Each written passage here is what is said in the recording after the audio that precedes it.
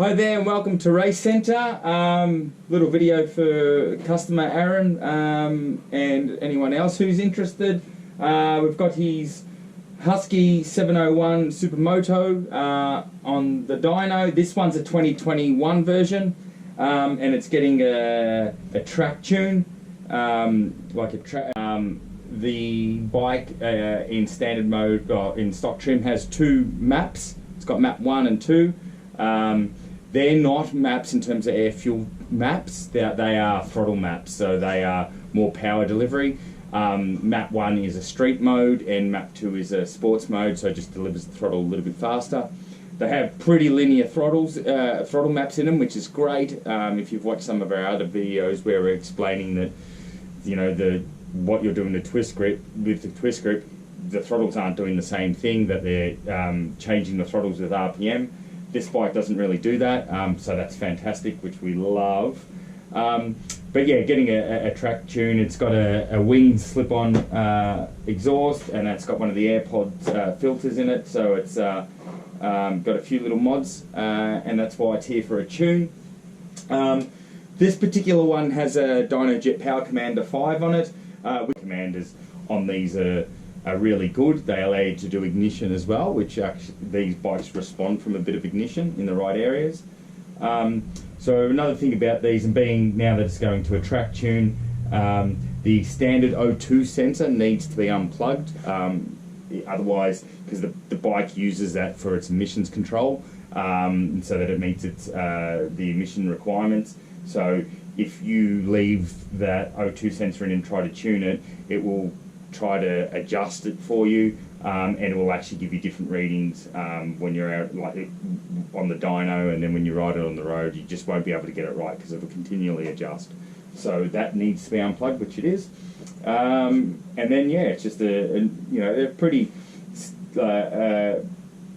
standard type of tune in these things. Again, as we always do, what we do is our static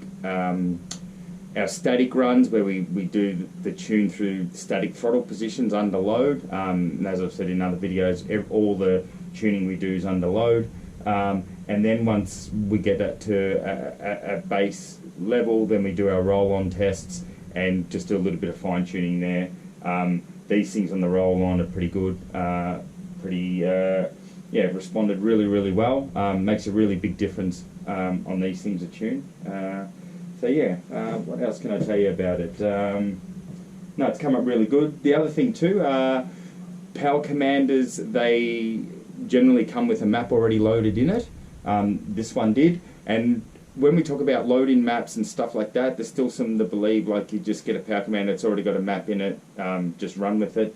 Really wouldn't advise that. Would advise that you see a tuning shop to have a look at it.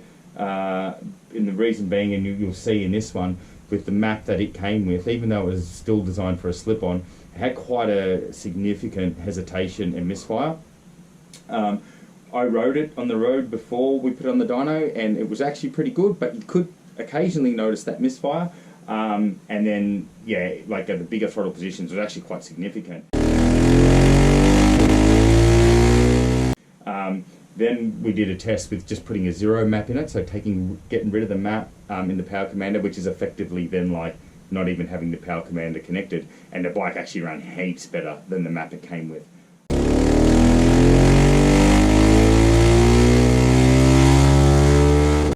That's not to diss whoever's done the map or Dynojet or putting maps in it. The thing you have to remember is, like, we're here in Australia, and those maps are developed in the US. Not only do they have different fuels, but a lot of the cases in the US, they actually have different ECU maps. The base map's different. So the base map in the ECU is the primary map for the bike, and then the Power Commander over the top is a piggyback unit, and it makes adjustments based on the base map.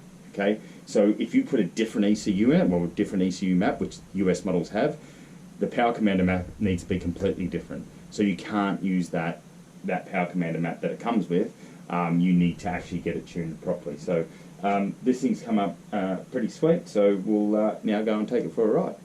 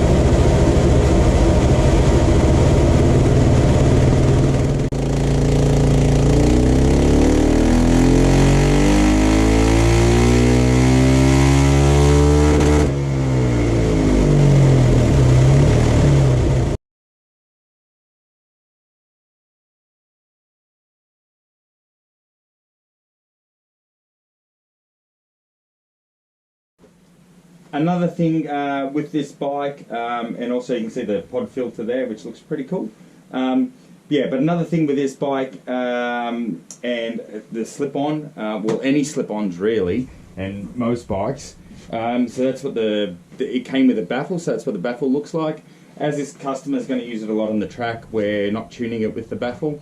But the tune for the bike with the baffle out is substantially different to how the tune would need to be if the baffle was in. So if you're in a situation where you're going to do, let's say, track days and stuff, and you want to run the bike a lot or whatever your purpose is with it, you want to run the bike a lot with the baffle out, but then you also want to run the bike with the baffle in, you definitely need two maps.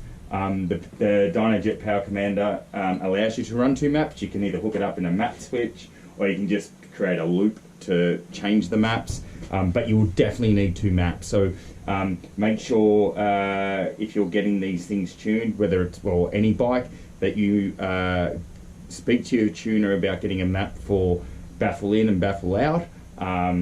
This particular customer is not really going to run the baffle, so we've spoken to him about that, and he's only requesting one map. But if you do intend to use baffles in and out, you definitely need two maps. The right map for this bike and exhaust how it is with the baffle out, if you were to put the baffle in, it'll actually run so rich that it's going to start fouling plugs. So you definitely need to have two maps done. So make sure you do that.